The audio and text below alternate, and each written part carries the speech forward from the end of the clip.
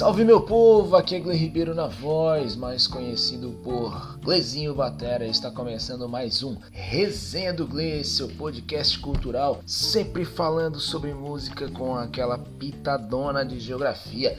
É desse jeito. E no episódio de hoje vamos falar sobre infância anos 2000 e esforço de análise. Pegou a visão? Porque é aquela coisa, né? Quantas vezes nós ouvimos, nós aí que temos entre, 18 e 30 anos atualmente, quantas vezes nós ouvimos que não sabemos o que é ter infância, ou então já ouvimos o que não sabemos o que é música boa, ou não sabemos o que é viver numa cidade boa, num país ou num bairro bom, e de que antigamente tudo era lindo, florido, todo mundo era educado, se respeitava, não tinha violência e papapá. O que eu quero dizer é, agora que nós estamos crescendo, o que nós vamos fazer?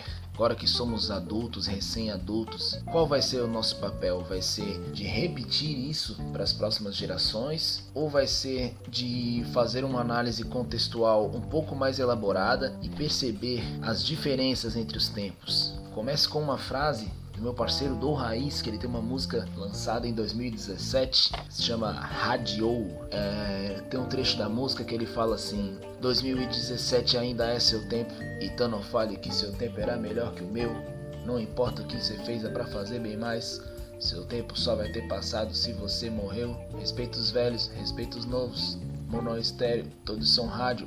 Uns é pra cantar em boteco, outros pra lotar estádio. Enfim, fala outras coisas também, mas é bem legal, que fala sobre essas variações e de que tudo tem o seu valor, ainda que sejam utilidades, digamos assim, diferentes e destinações diferentes. Pois veja bem, por que eu digo o que vamos fazer agora que crescemos? Porque agora na pandemia, assim como todas as outras pessoas, né, não sou mais especial do que ninguém, estava escutando as músicas ali dos anos 2000, né, coisas que fizeram sucesso naquela época de infância e pré-adolescência e que a gente gostava muito, né, CPM 22, Detonautas, até coisas internacionais como Black Eyed Peas, Akon, essas coisas assim. Todas essas músicas nos vídeos do YouTube, existem comentários da galera da nossa idade dizendo: isso aqui era música, aquele tempo que era música boa, agora é só droga e perversão, não sei o que. Um posicionamento totalmente conservador e idealizador de uma época perfeita que é muito igual ao que os mais velhos faziam com a nossa geração naquela época. Então agora, será que é realmente a melhor coisa a se fazer?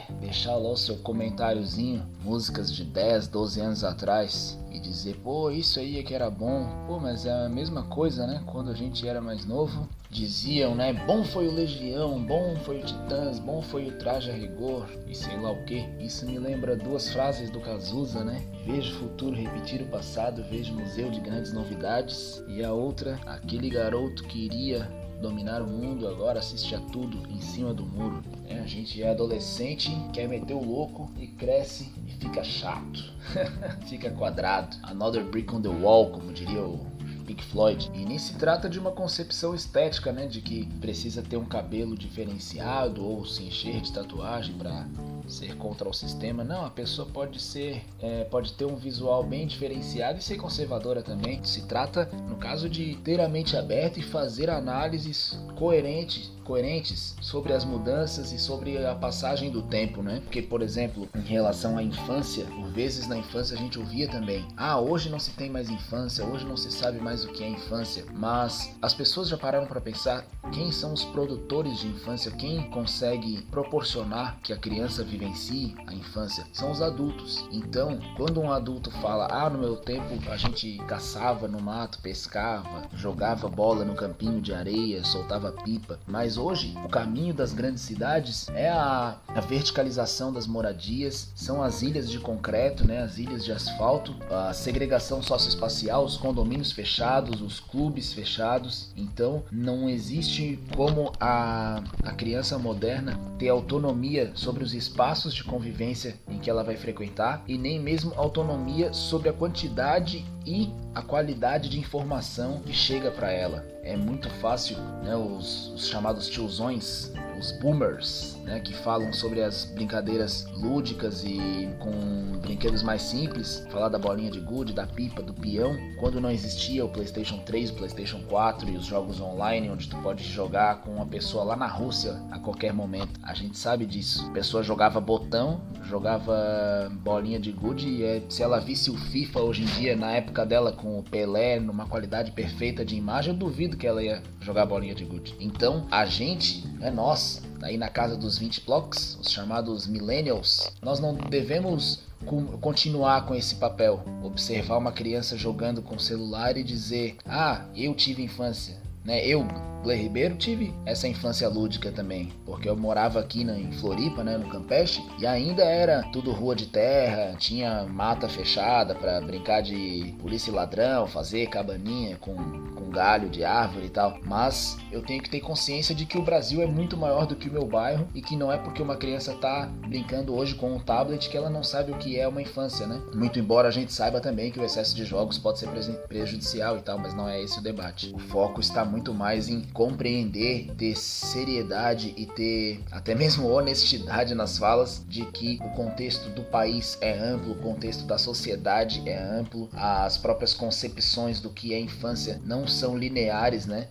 Uma pessoa pode ter tido uma infância super urbana lá nos anos 70 e 80, dependendo da cidade e da classe social, e uma pessoa pode ter uma infância super conectada com a natureza daqui 20 anos, porque ainda vão existir comunidades mais retiradas. Então não existe uma uniformidade no contexto familiar e no contexto de sociabilização, né, das brincadeiras, enfim, do espaço lúdico, né? E assim como no gosto musical e assim como nas brincadeiras de infância, existe também esse olhar, por vezes romantizado, do passado, no contexto da urbanização também. Nós que moramos em cidade de litoral e tem muito atenuado essa questão da especulação imobiliária, da valorização dos imóveis, sobretudo nas áreas próximas aos balneários, né, as praias e tal. Nos últimos 20, 30 anos houveram mudanças radicais, assim, né? Que o nosso bairro, por exemplo, era praticamente uma vila de pescadores há 30 anos atrás, e hoje é um dos maiores bairros da cidade, né? Quase que uma subcidade até, e uma série de prédios sendo construídos, e,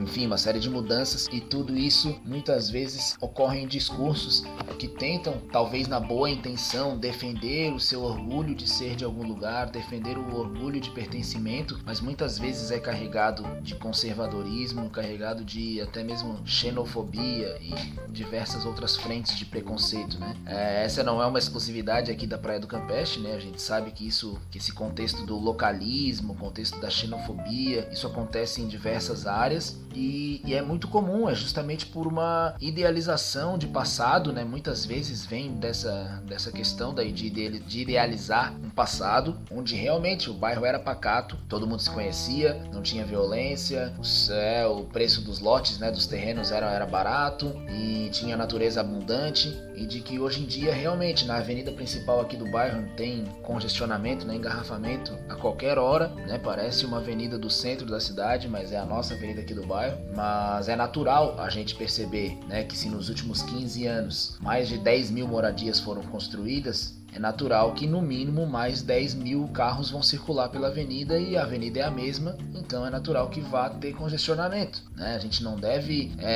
abrir o vidro do carro e xingar o outro porque a placa do carro é oriunda de outro estado. A gente não deve, enfim, produzir uma série de retaliações violentas em virtude de uma defesa de uma época que o bairro ou que a cidade eram perfeitos, né? Isso em Floripa, na minha visão, assim, já parece que já foi mais forte. Não sei se já foi mais forte ou eu que era mais preconceituoso, mas quando eu era criança, existia muito a frase do fora Haole, né?